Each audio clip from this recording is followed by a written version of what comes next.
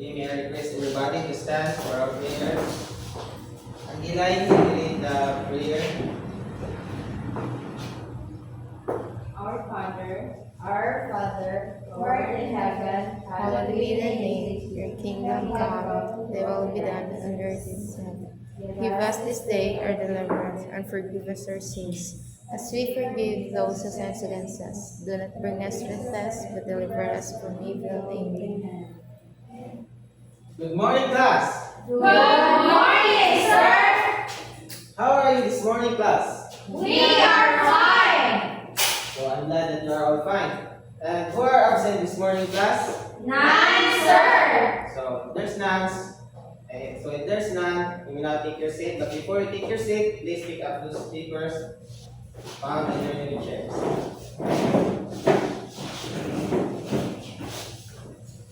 So I am teacher Darwin, and since I am your teacher this morning, I am here at classroom rules that you need to follow. So everybody, please read. Classroom rules. Raise your right hand if you want to answer. Sit properly. Respect each other. Alright. Is our classroom rules clear to you, class? Yes, sir. Very good. So now I have here a behavioral chart. And what have you observed in our behavioral chart class? Okay, and Eli? I observed there is two snowman and each snowman have lollipop. Alright. There are two snowmans with lollipops. So that means that I will group you into two groups, and this will be the group 1 and this side will be the group 2. So I see that your group are following our classroom rules during our class, and I will add some lollipops to your group. But if I see that your group are not cooperating with your group are not cooperating with your group mates, I will detach some lollipops in your group. Is that clear, class? Yes, sir. Alright, so now let's have an activity. And all you have to do is to describe what have you observed in the picture that I'm going to show. So first is, okay, and Eli, what have you observed in the picture? I observed in the pictures are washing hands. Alright, the picture shows washing hands. So another.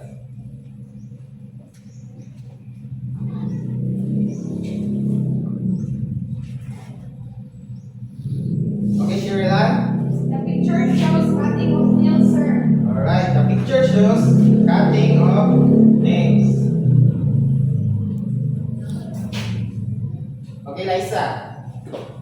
The picture shows that the boy brushed his teeth. Alright, the picture shows that the boy brushed his teeth. So now, based on our activity class, what do you think is our topic this morning? Okay, Maribek? Our topic this morning, sir, is all about hygiene. Alright, it could be. Another, do you have any idea what is our topic this morning, class? None, sir. So, our topic this morning is all about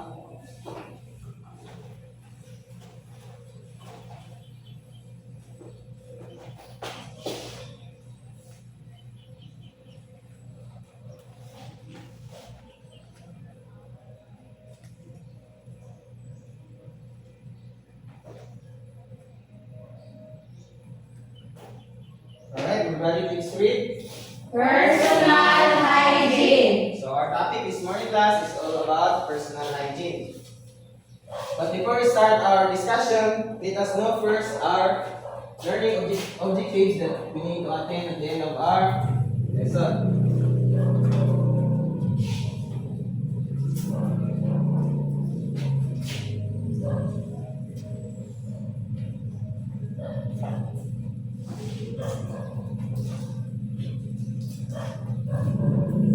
everybody please read our objectives. At the end of the lesson, The pupils are expected to identify personal hygiene, list down ways to maintain personal hygiene, give the importance of practicing personal hygiene. Okay, thank you for reading. Is our objectives clear to you, class? Yes, sir! Very good. So now, let's proceed to our discussion. So do you have any idea what is personal hygiene, class? None, sir! So if there's none, let's find out. So everybody please read what is personal hygiene. Personal hygiene, set of individual practices and conditions that help to maintain good health and prevent the spread of diseases. Alright. Personal hygiene, class, is a set of individual practices and conditions that help to maintain good health and prevent the spread of diseases. So personal hygiene is a practice or is an individual practice that could help us to prevent from any diseases. So did you know, class, that there are ways to maintain personal hygiene? No, sir. So since none, then let's find out. So first is hand washing. Everybody please read. Hand washing is an easy way to prevent infection. It is a simple habit that can help you become healthy. Alright, first on the list is hand washing, class. So hand washing is very important for us to avoid get an infection and any possible diseases, because we all know that our hands is very useful in our daily lives, like it touches a lot of things and hold a lot of things in our daily doing. So that's why we need to wash our hands regularly for us to avoid Diseases. Alright, very good. Again, what is hand washing? Ang gilay? Hand washing is an easy way to prevent infection. Alright, let's give 3 claps for ang gilay. Marve, can you repeat the answer of ang gilay? Hand washing is an easy way to prevent infection. Alright, let's give 3 claps also for Marve.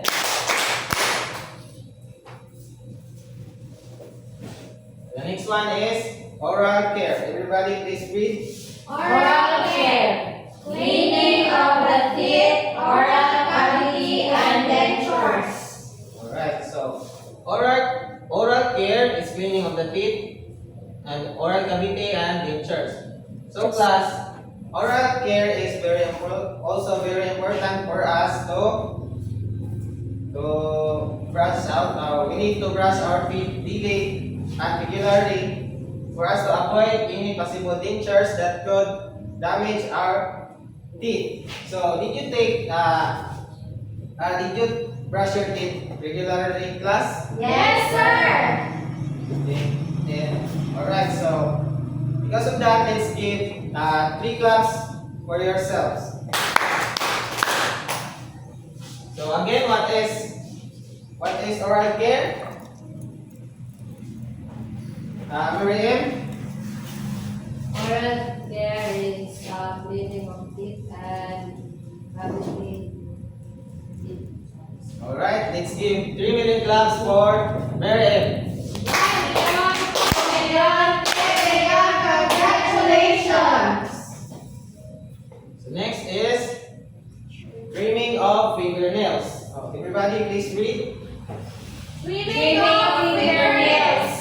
Fingernails should be kept short and the exercise should be kept frequently with soap and water. Alright, so did you cut trimming of fingernails, class, is very important for us to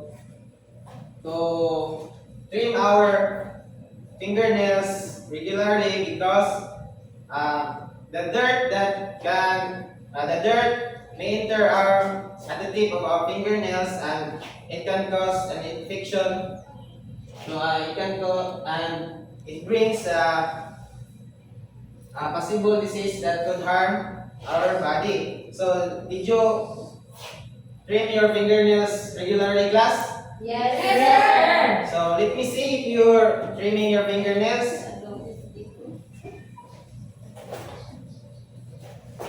Oh, so very good. I see that you're trimming your fingernails regularly. So that means that you are following the ways of the ways to maintain our personal hygiene. So next is bathing. Everybody please read. Bathing, washing or soaking in water or steam of all parts of the body. Alright. So bathing is washing or soaking in water or steam of all parts of the body. So did you take a bath every day, class? Yes, sir. So very good. So because of that, let's give a Jollibee clap for yourselves. Jollibee.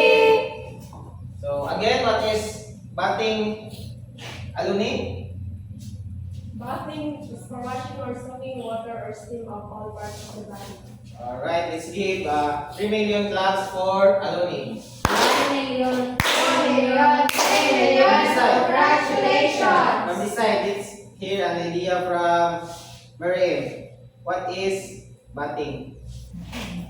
Bathing, sir, is washing or soaking in water or steam of all parts of the body. Very good. Let's give 3 claps for Miriam. Bathing class is also very important for us because it cleans our body and it removes any possible infection in our body. So, do you have any clarification questions about our discussion class? None, sir. If there's none, I'll be the one to ask you questions. Again, what is our topic this morning, class? That we have tackled? Okay, Cheryl Ann. Our topic this morning that we have tackled is all about personal hygiene. Very good. Let's give Jollibee clap for Cheryl Ann. Jollibee.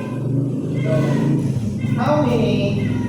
There are ways to maintain our personal hygiene. And what are those personal hygiene, class? Okay, Liza? Trimming our nails, bathing, hand washing, oral care. Alright.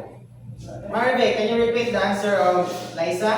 Now, the ways to maintain our personal hygiene are first one, hand washing, second one, oral care, the third one, trimming of fingernails, the fourth one is bathing. Alright, so let's give them 5 million claps. 1 million, 2 million, 3 million, 4 million, 5 million. Congratulations. So now, class, what do you think that practicing those personal hygiene, those ways of personal hygiene is important in our daily lives? Okay, Liza? It is important to have our personal hygiene because personal hygiene is important. Because to avoid diseases that cause our health harm. Alright, very good. Let's give 3 claps for Liza. From this side, let's hear an idea from Cheryl Ann. What do you think is the importance of practicing those ways to maintain our personal hygiene? The importance of maintaining our personal hygiene is for us to keep away from any diseases, sir. Alright, very good. Let's give 5 million claps for Cheryl Ann. 1 million, 2 million, 3 million, 4 million, 5 million. Congratulations. So it's very important, class, that we need to practice those ways to maintain our personal hygiene for us to avoid any possible diseases that could harm ourselves. Did you understand, class? Yes, sir! So, because of that, since you already equipped with knowledge about our topic this morning, let's have an activity. So,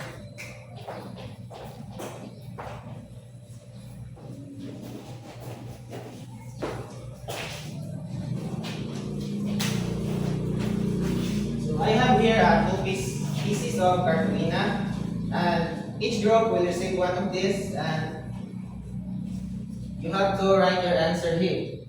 So, for the group 1, please read your directions. Let's start the ways to maintain personal hygiene.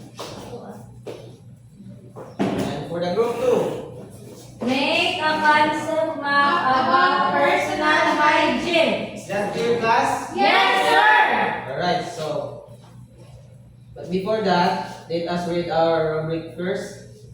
Correctness 5 points. Cooperation 5 points. Timeliness 5 points. Total of 15 points. Alright, is that clear, class? Yes, sir! So, group 1.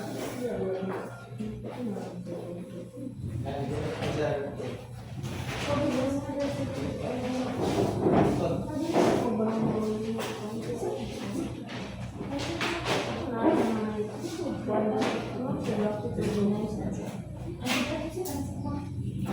Pahiram ng answer. Ito magpana niya. Butang yung answer. So, for the group 1, let's down the ways to maintain personal hygiene. Or pwede rin po sila punta sa bahay.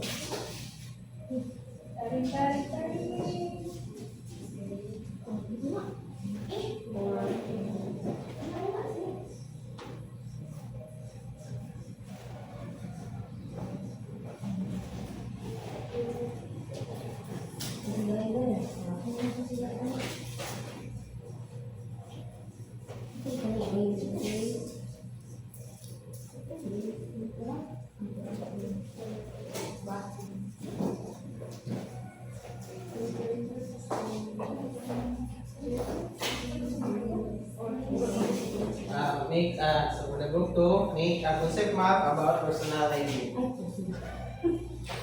Ano na lang? Hindi ako.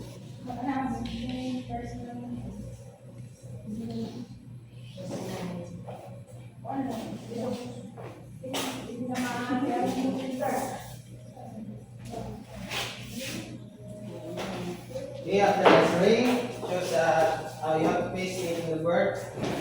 And after that, choose one reporter to report your work in each group.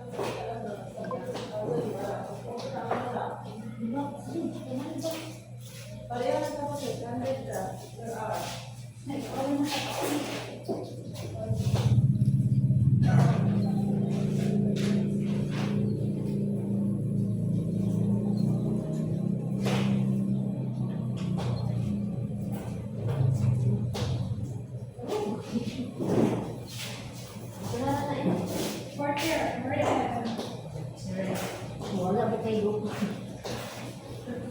Right, so now let's proceed to our reporting. So the reporter of group 1 is Angela. Good morning, everyone. I am the representative of Group 1. Our task this morning is to list the 4 ways of personal hygiene. So these are the ways of personal hygiene. First is hand washing. Second is oral care. Third is trimming nails or trimming fingernails. Then fourth is backing. Alright, let's give 5 million claps for group 1. 1 million, 2 million, 3 million, 4 million, 5 million. Congratulations! Now for the group 2. For the group 2, Mariel. Good morning in the class. We are the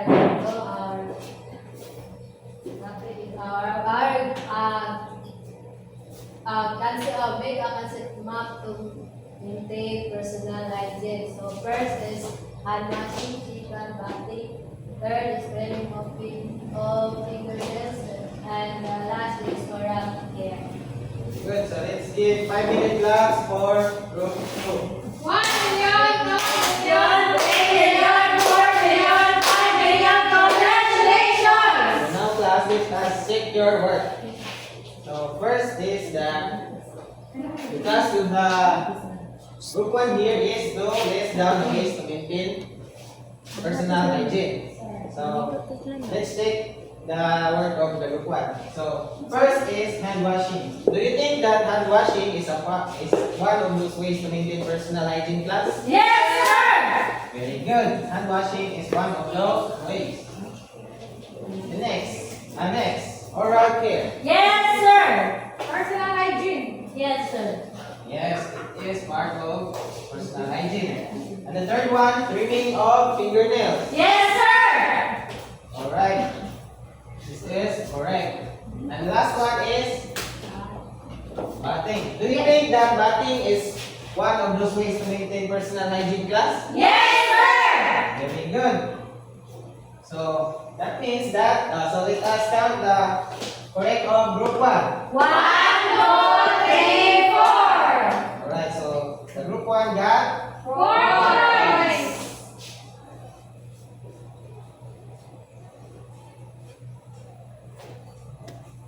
So let's read here from the group for the group 2. The task that given to them is to make a concept map about personal hygiene. So do you think that hand washing is one of those, class? Yes, sir! Bathing, Yes, sir! the oral care, Yes, sir! and trimming of fingernails. Yes, sir! Alright, so these are the ways to maintain our personal Hygiene. So that means that so let us count the number of correct of group 2. 1, 2, 3, 4. So that means that the group 2 got 4 points.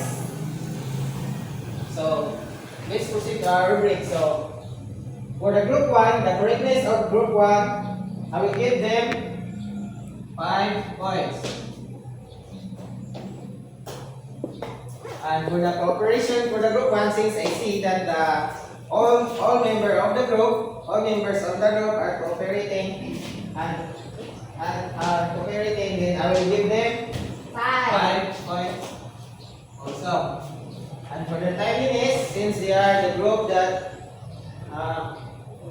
done their work first, then I will give them 5 points. So let's add, class. 5 plus 5 10, plus 5. 15. Alright, that means that the group 1 got 15 points. So for the group 2, for their correctness, since they got all correct, then I will give them 5 points. And for their cooperation, since I see also that they are cooperating with their group mates, then I will give 5 points. And for their timeliness, since they are the last who present their work here in front, then I will give them 4 points. So let's add 5 plus 5 4, 10. plus 4, 14. total of. 14. Alright, so the group 2 got 14. So let's give ourselves a Jollibee clap for a job well done. 1, 2, 3, 1, 2, 3, Jollibee! So now let's have a quiz.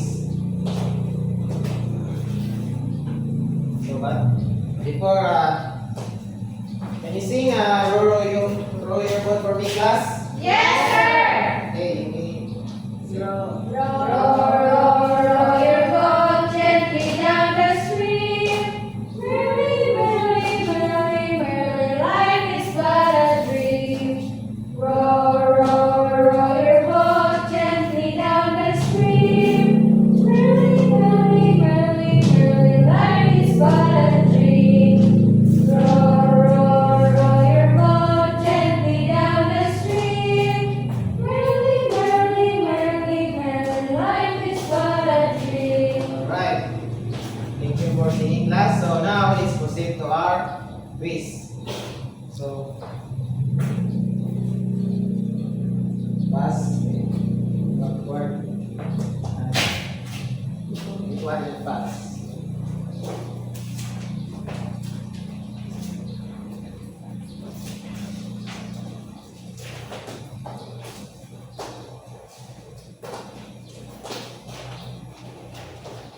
Are you done, class? Yes.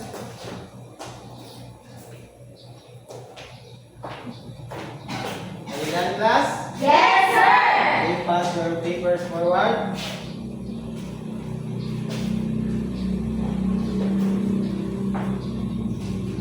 Okay, are all papers in? Yes, sir. Very good. So now let's go back to our behavioral chart. What have you observed in our behavioral chart, class? Okay, ang ilay?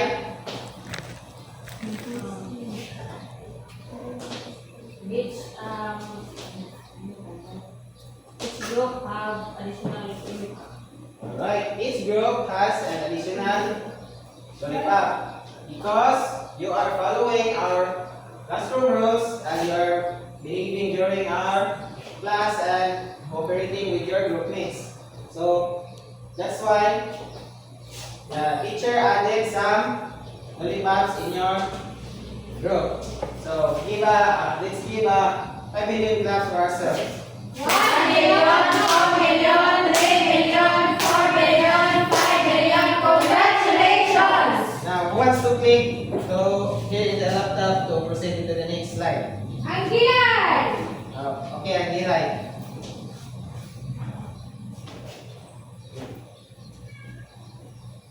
So, everybody please read. Assignment. Research and list what are the ways about hygiene at home. Okay, please get your assignment notebook and copy your assignment. Are you done, class? Yes, sir. Alright, so goodbye, class. Goodbye.